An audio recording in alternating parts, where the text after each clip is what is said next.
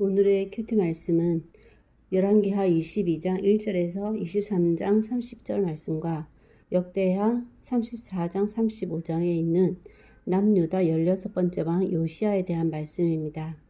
요시야는 8세 왕이 되었고 8년째 되는 16세에 하나님을 찾았고, 그리고 20세에 성전을 정결하게 하는 일을 했고 26세에 유월절 제사를 드리게 됩니다. 그리고 31년을 다스렸는데 39세에 죽게 됩니다. 직접적인 상관없는 전쟁에 참여하여 하나님의 입에서 나온 말을 듣지 않고 있다가 활에 맞아 죽게 됩니다.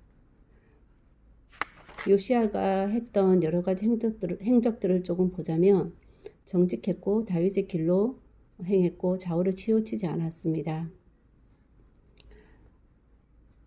그리고 우상들을 제거해버리고 빠 가루로 만들어서 제사하던 자들의 무덤에 뿌리고 제사장들의 뼈를 제단 위에 불살라 유다 예루살렘을 정결하게 합니다.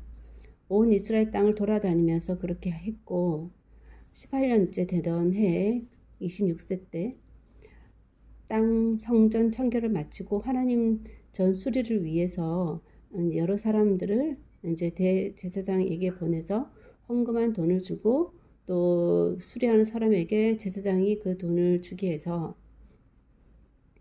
그들이 성실하게 진실하게 잘 일을 행해서 그 은을 회개하지 않았다는 말이 기록이 되어 있고, 무리가 하나님의 전에 헌금한 돈을 꺼낼 때에 hil기야가 모세가 전한 율법책을 발견하였습니다. 그래서 사반에게 주고 사반 왕에게 주어서 왕이 이제 읽게 했는데 사반의 그런 율법책을 읽는 것을 왕이 듣고 자기 옷을 찢고 하나님 어떻게 말을 하냐면, 남은 자들을 위하여 말씀에 대하여 하나님께 물으라. 우리 조상들이 하나님 말씀을 지키지 아니하고 준행하지 아니하였으므로 쏟으신 진노가 크다. 그래서 하나님의 뜻이 무엇인지에 대해서 선지자에게 물으라고 해서 여선지자인 훌다가 예언의 말을 하게 되는데, 백성들이 하나님을 버리고 이방신을 분향하여 하나님의 노여움을 쏟아 재앙을 내리겠으나 요시야가 이를 듣고 마음이 연약하여 부드러워져서 하나님 앞에서 겸비하여 옷을 찢고 통곡하였으므로 요시야는 평안히 묘실에 들어가서 재앙을 보지 못하리라고 말하고 있습니다. 그리고 왕이 다시 많은 사람들을 불러 모아서 하나님 앞에서 언약을 세우고 마음과 뜻과 목숨을 다해서 하나님을 순종하고 계명 법도 율례를 지켜서 기록된 언약의 말씀을 이루리라는 약속을 다 따르기로 다시 언약을 세웁니다. 그리고 그 뒤에도 모든 땅에서 가져간 것들을 다 제하여 버리고 모든 사람이 하나님을 섬기게 하여 요시야가 사는 날에 백성이 하나님께 복종하고 떠나지 않았다고 하고 있습니다. 그래서 요시야 18년 즉 26세 때 유월절을 드리게 되는데 어린 양을 많이 잡았고 또 섬길 일을 왕의 명령에 따라서 잘 준비하게 합니다. 그래서 번제를 드리고 또 무교절을 7일 드리게 됩니다. 그 이후에도 신접한 자, 점쟁이, 드라빔, 우상 모든 가정한 것들을 다 제거해서 율법의 말씀을 이루려고 하였고, 요시야 같이 마음, 뜻, 힘을 다하여 모세의 모든 율법을 따라 돌이킨 왕이 없었다고 기록이 되어 있습니다. 하지만 므낫세가 경록해 한 진노를 돌이키지는 않았는데 이스라엘을 물리치신 것처럼 유다도 물리치며 하나님이 택하고 이름을 두리라고 한 성전을 버리겠다는 말씀을 하고 계십니다. 그리고 마지막 요시야의 행적은 성전 정돈을 마친 후 애고왕 느고가 아수르를 치려고 유브라데 강으로부터 올라와서 요시야가 방비하려고 나갔는데 느고가 사신을 보냅니다. 왜 요시야가 그대와 무슨 관계가 있느냐? 너를 치려는 것이 아니고 하나님이 자신에게 속히 치라고 했고 하나님 함께 계시니 요시야 당신은 하나님을 거스르지 말라. 그대로 멸하실까 하노라. 라는 말로 경고의 말을 했지만 요시야가 몸을 돌이켜 떠나기를 싫어하고 오히려 변장까지 해서 싸우고자 합니다. 하나님 입에서 나온 느고의 말을 듣지 않았죠. 그래서 무기토 골짜기에서 싸울 때 활 쏘는 자가 요시야 왕을 쏘아서 중상을 입히고 버금 병거에 태워 예루살렘에 이른 후 죽게 됩니다. 유다와 예루살렘이 요시야를 슬퍼하고 예레미야는 애가를 짓게 되고 슬피 노래합니다. 요시야의 아들 여호아하스에게 기름을 붓고 왕이 되게 했습니다. 요시야는 조상들의 죄로 인한 진노를 피할 수는 없으나 율법책을 듣고 마음을 겸비하여 통곡하기 때문에 요시야 당대에는 내리지 않고 평안히 묘실로 들어가게 해주는 하나님의 은총을 입었습니다. 이제 멸망의 막바지에 이르렀다는 생각이 듭니다.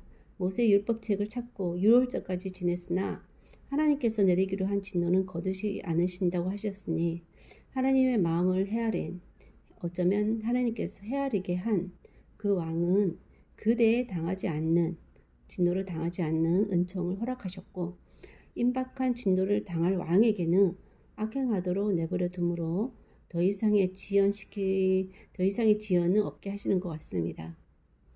계속 출렁거리기만 하던 심판의 물결은 마지노선을 넘고 있습니다. 이것은 요시야 말년에 느고 왕에 대한 잘못된 처시 때문에 초래한 일이 아닙니다. 하나님이 계속 가늠해 보시다가 더 이상 두고 보지 못하시고 무게중심이 결국 심판으로 쏠리게 하시는 것입니다. 심판의 솥이 가득 차면 작은 물방울 한 방울로도 넘치게 되는 것입니다. 죄가 그만큼 오래 차곡차곡 누적되어 도저히 바가지로 떠낼 수 없는 지경이어서 확 쏟아 내리는 것이고, 그러고 나면 다시 새롭게 시작할 수 있는 것입니다. 지금도 여전히 하나님께 순종보다 불순종의 역사가 더 많기에 심판받아야 할 진노의 분량이 선인들의 순종에도 불구하고 찰랑찰랑 차오르고 있다는 생각이 듭니다. 그 시기를 조금이나마 늦추기 위해 믿는 자들이 회개하고 기도하고 하나님의 은혜를 구하고 있지만 언제든 마지막의 때는 오게 되어 있습니다.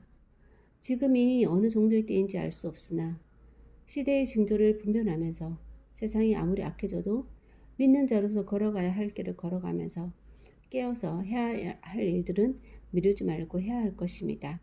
그때가 임하면 그때 할 수 있는 것은 그 모든 진노의 심판을 당하는 것밖에 할 수 있는 게 없기 때문입니다. 하나님, 오늘도 채워지고 있는 심판의 분량이 있을 텐데 그래도 그 심판을 조금이나마 덜고자 하는 믿는 자들의 그런 하나님을 향한 열심도 그에 못지않게 있을 것입니다. 하지만 세상은 점점 더 악해져 갈 수밖에 없는 것이 자연 법칙일 수밖에 없고, 이 시대를 살아가는 믿는 자로서 그래도 이 시대에 있는 그런 지도자들이나 믿는 자들의 모습을 볼 때 아직은 하나님께서 심판하지는 않으실 것 같다는 생각은 들지만 그것은 그 누구도 장담하지 못하기 때문에 하나님 언제든 그것을 당할 수 있다는 그런 마음으로 깨어 있으면서도 그래도 믿는 자로서 해야 할 일들은 마땅히 다 할 수 있도록 도와주시옵소서. 세상의 그런 흐름 가운데 이리저리 휘둘리지 않게 하시고 세상과 상관없지는 않지만 세상 안에서 믿는 자로서 정말 하나님의 마음을 조금이라도 헤아리며 기도하고, 그렇게 또한 하나님의 남겨진 자들을 조금이나마 더 하나님의 품 안에 안기게 할 수 있도록 또 기도하는, 또 노력하는, 움직이는, 행하는 그러한 하나님의 인도하심에 따라 사는 삶이 되게 도와주시옵소서. 여전히 실망할 수밖에 없고 안타까운 마음이지만 어쩔 수 없이 이루어져야 할 그런 심판은 오히려 하나님 안에서 다시 새로 시작하는 희망인 것을 믿사오니 지금이 다가 끝이 아니오 또 새로운 하나님과 함께하는 영원한 정말 하나님의 통치권 아래 있는 삶을 기대하면서 오늘 하루도 인내로 잠잠히 하나님 뜻을 헤아리며 살아가게 하여 주시옵소서. 감사드리며 예수님 이름으로 기도하였습니다. 아멘.